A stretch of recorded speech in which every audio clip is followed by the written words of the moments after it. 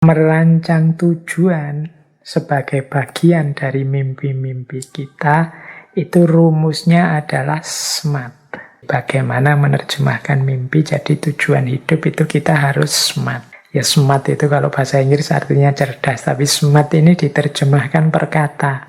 Jadi S-nya itu.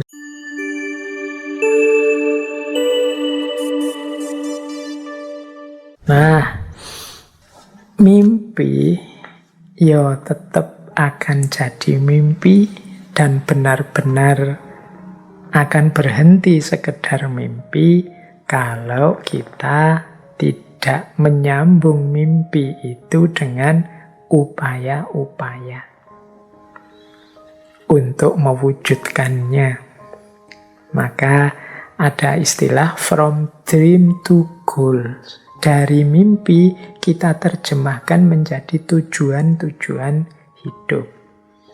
Tujuan jangka pendek tadi, jangka menengah, juga jangka panjang. Nah, bagaimana sih cara kita untuk mewujudkan mimpi kita menjadi nyata dalam bentuk tujuan-tujuan yang konkret? Ini ada beberapa teori, beberapa konsep.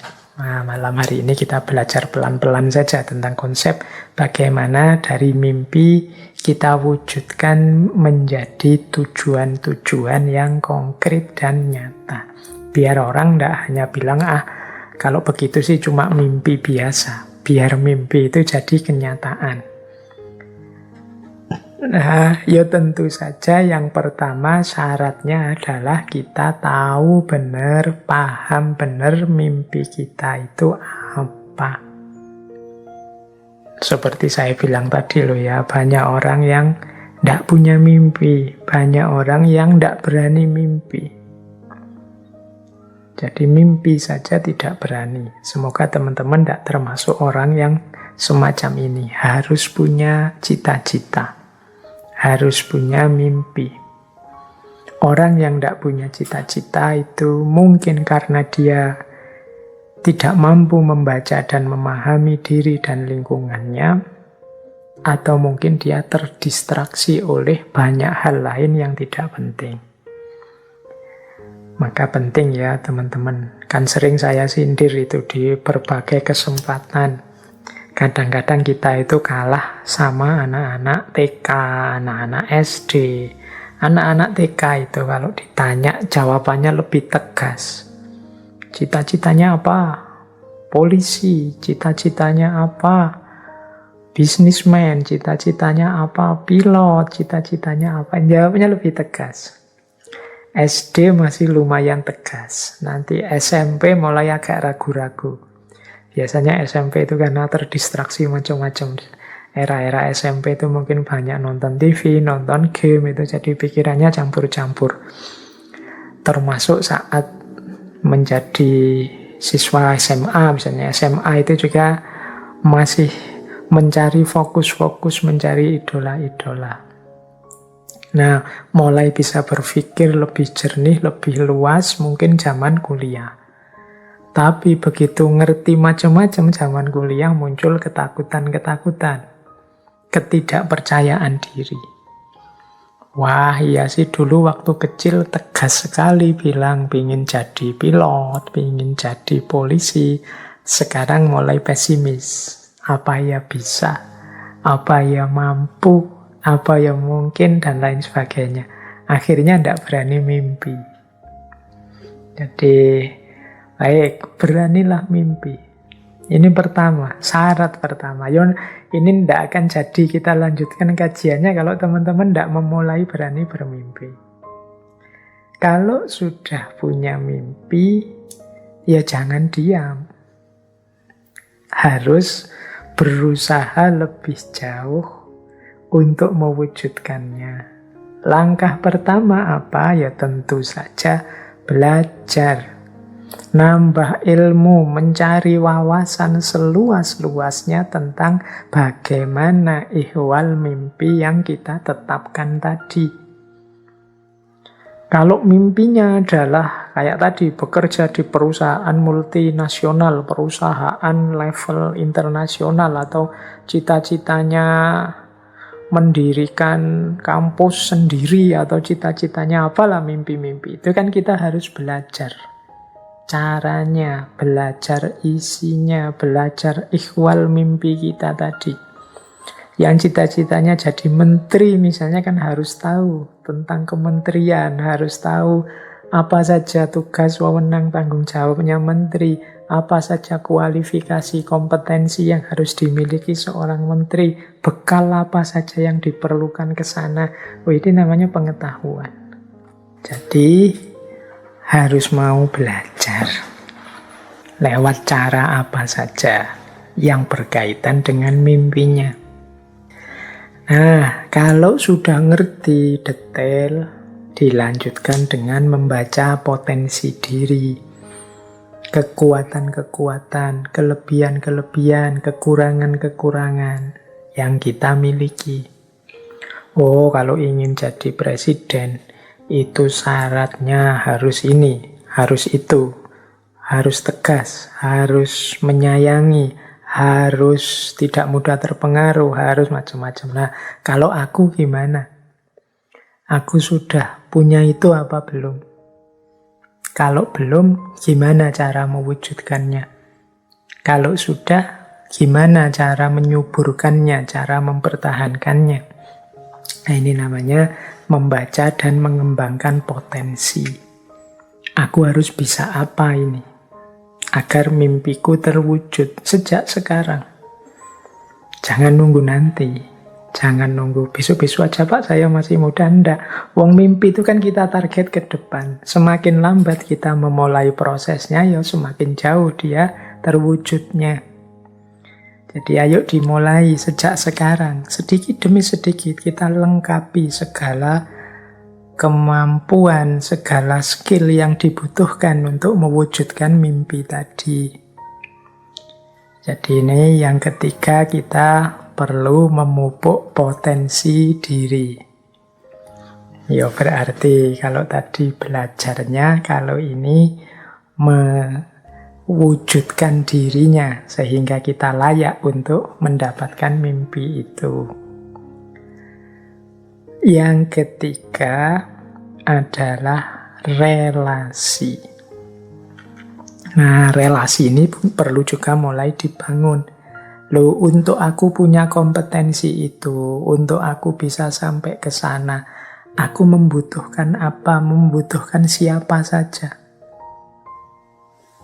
Butuh teman yang seperti apa, butuh guru yang seperti apa, butuh kolega yang seperti apa, butuh mitra kerja yang seperti apa, yang memudahkanku meraih mimpi-mimpiku.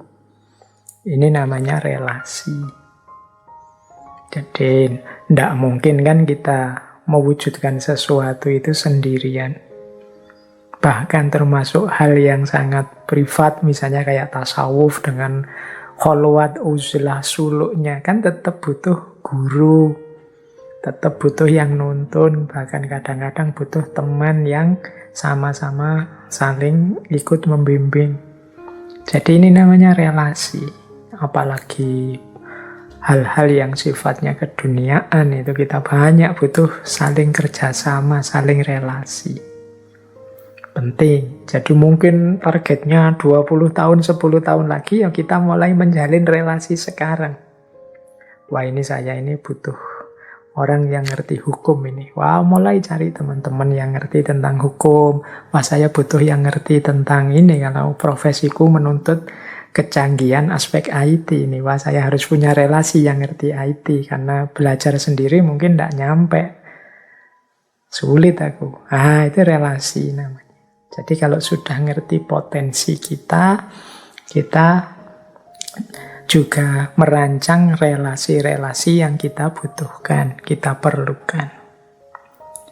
Kemudian destinasi. Destinasi itu tahap demi tahap yang tujuan yang harus kita lewati.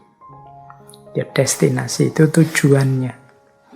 Oh, untuk bisa aku jadi nanti puncaknya presiden, itu kan pertama-tama aku harus, misalnya sekarang ya, jadi anggota partai. Setelah jadi anggota partai, atau ada sih jalur yang lain, jadi orang yang sangat berprestasi, sehingga dilirik partai-partai. Nah, ini tak ambil yang mana dua jalur ini sesuai potensiku misalnya. Sebelum ke sana harus jadi punya pengalaman, mungkin jadi kepala-kepala daerah dulu lah untuk anunya aja. Ini namanya target-target, destinasi-destinasi untuk cita-cita puncaknya jadi presiden misalnya. Nah, itu kita juga merancang ke sana. Harus jelas tangga demi tangga yang akan kita lewati. Nah, terus jangan berhenti juga, langkah selanjutnya melakukan evaluasi-evaluasi. Jadi evaluasi itu sudah benar enggak sih? Wong saya tadi bilang, wong manusia itu dinamis. Siapa tahu di tengah jalan kita harus ganti mimpi misalnya.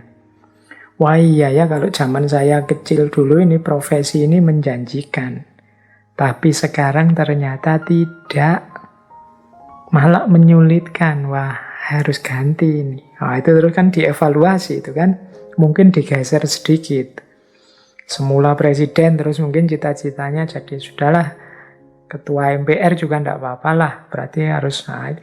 Ini jadi evaluasi-evaluasi. Semula cita-citanya bisnismen, level internasional, kemudian wah ini sekarang agak sulit ke sini. Digeser sedikit lah. Misalnya enggak bisnismen tapi ya yang lebih sifatnya memberi saja untuk level nasional, yang lebih banyak manfaatnya untuk dalam negeri misalnya. Itu kan hasil evaluasi-evaluasi. Nah, kalau sudah beres dievaluasi, dirancang ulang, boleh mimpinya ditetapkan lagi. Jadi di targetnya ditegaskan lagi. Kalau memang masih tetap itu ya tidak masalah. Setelah dievaluasi masih relevan ya oke, jalan terus seperti itu. Nah, inilah gunanya siklus dari from dream to goal. Jadi bagaimana kita dari mimpi menjadi nyata. Biar ndak kayak acara TV zaman dulu ya, mimpi kali ya. Jadi ndak hanya sekedar mimpi. Tapi kita ada upaya-upaya mewujudkan mimpi itu. Kalau mimpi kita besar, ya seandainya terpenuhi 80%-nya saja, itu kan sudah luar biasa. Makanya tadi saya bilang beranilah bermimpi besar, dan kalau kita berupaya sepenuh tenaga mewujudkan mimpi itu. Baik, kita lanjutkan. Nah, lanjutannya from dreams to goals. Ini ada teori yang sering sekali dipakai oleh motivator-motivator. Ini kajian kita bulan ini kan mirip tema-tema yang diangkat para motivator itu ya. Meskipun sedikit-sedikit kita sisipkan aspek kefilsafatannya. Ini teori tentang tujuan. Jadi hidup ini kan harus jelas tujuannya. Makanya saya masukkan ini bagian dari from dreams to goal. Nah, merancang tujuan sebagai bagian dari mimpi-mimpi kita, itu rumusnya adalah SMART. Jadi bagaimana menerjemahkan mimpi jadi tujuan hidup, itu kita harus SMART. Ya smart itu kalau bahasa Inggris artinya cerdas, tapi smart ini diterjemahkan per kata. Jadi S-nya itu spesifik, M-nya measurable, E-nya achievable, R-nya realistic, dan T-nya time bound. Jadi kita harus cerdas. Yo mimpi, tapi mimpinya harus cerdas. Ketika mimpi itu kita terjemahkan jadi tujuan, target, cita-cita, ya harus smart. Smart itu yang pertama adalah spesifik. Spesifik itu ya harus jelas dan tegas. Tidak kok multitafsir, tidak kok ambigu, yang jelas saja. Biasanya orang yang sulit untuk tegas dan jelas itu kan yang masih ragu-ragu. Ya Pak, saya pengen jadi guru sih Pak, tapi ya kelihatannya kalau guru itu tidak tegas. Jadi bila perlu spesifik, Pak, saya ingin jadi guru, tapi levelnya SMA, Pak, bukan guru TK apa guru SD. Saya ingin jadi guru, Pak, tapi guru TK. Saya itu sayang sekali sama anak-anak. Itu lebih jelas. Jadi lebih spesifik. Jadi jangan target yang tidak jelas, yang kadang nanti menyulitkan kita.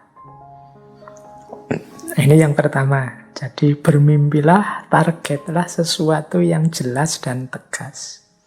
Saya Pak, targetnya juara 1 apa? Saya targetnya jadi pimpinan di sini. Saya targetnya punya kekayaan minimal sekian. Itu spesifik namanya. Jadi mengingatnya lebih mudah. Mencapainya dan mengukurnya juga lebih mudah kalau kita tegas dan jelas. Kalau kita tidak tegas, tidak jelas, itu nanti bingung sendiri.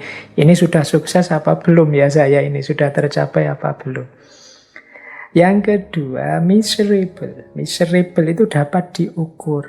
Ada ukuran yang jelas bahwa saya ini sukses. Ini loh Pak ukurannya, saya sukses atau belum.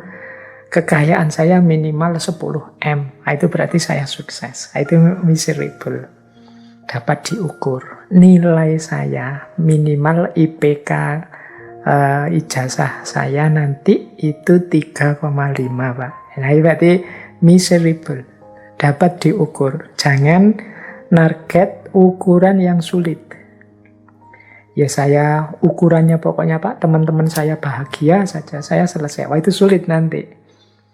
Teman-temanku bahagia itu kan ya ukuran kebahagiaan orang kan kita susah anunya untuk mengukurnya.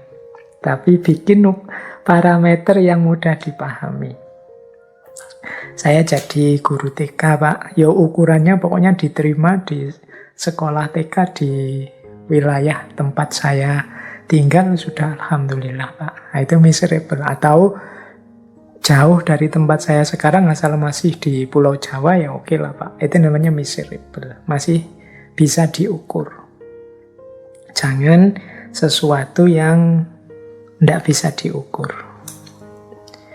Jadi misalnya kan sering kan kita misalnya cita-citanya apa? Saya ingin jadi orang yang berguna bagi nusa, bangsa, agama. Nah itu ya ini bukan jelek, bagus. Cuma kan ngukurnya itu sulit. Gitu. Jadi nanti itu kita benar-benar sudah jadi orang yang berguna bagi nusa, bangsa, agama. Itu cirinya apa? Buktinya apa? Itu kan kadang-kadang saya ada 1-2 mahasiswa itu yang mengalami kegelisahan, krisis identitas. Kemudian ngadep, kemudian ngejak ngobrol. Terus dia bilang, Pak, saya ini sedang pencarian loh Pak. Saya sedang ingin menemukan sesuatu. Nah, itu biasanya kalau ditanya dengan model SMART ini dia kesulitan.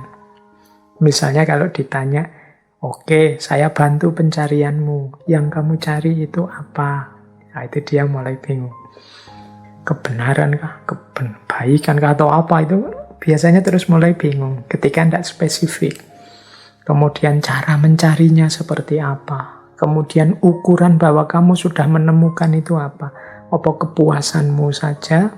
Ataukah sesuatu yang menggembirakanmu? Ataukah yang menggembirakan orang tuamu? Ataukah yang seperti apa ukurannya?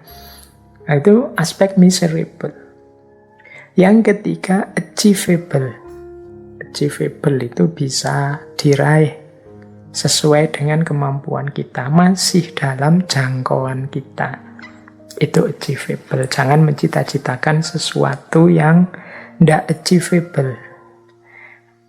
Misalnya, Pak, saya ingin 3 tahun lagi desa saya ini menjadi ibu kota Indonesia karena kemajuannya. Misalnya itu ya tidak achievable.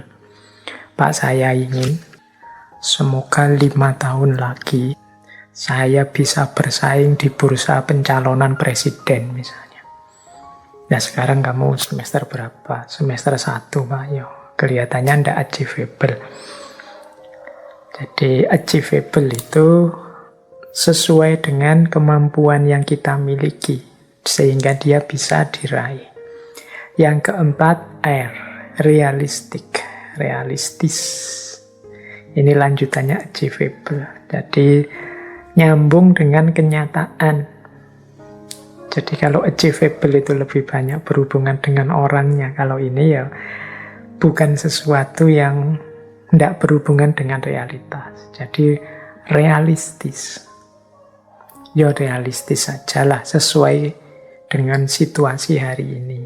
Nah, itu namanya realistis. Saya ingin jadi Perdana Menteri di Indonesia. Ya kelihatannya ya masih belum ada Perdana Menteri. Wong sistem kita presidensial, tidak realistis. Saya ingin Indonesia ini hanya ada satu agama saja. Semua agama yang lain silakan, tidak realistis. Sejak nenek moyang kita itu sudah Bhinneka Tunggal Ika, beragam, malah jadi kacau. Jadi smart, cerdaslah. Dan yang terakhir T itu time bound. Time bound itu punya batas waktu yang jelas. Jadi jangan menetapkan cita-cita yang sampai kapan saja Pak. Itu biasanya terus kita jadi malas. Coba ditarget dengan rentang waktu yang jelas. 20 tahun lagi Pak, saya ingin sudah jadi orang yang mapan secara ekonomi sehingga bisa membantu orang lain. Itu time bound. Jadi ada batas waktu yang jelas. Jadi ini tips-tips sebenarnya untuk kita bisa bermimpi secara lebih realistis. Sehingga mimpi itu bisa kita wujudkan. Biar tidak jadi mimpi belaka. Jadi ini from dreams to goal.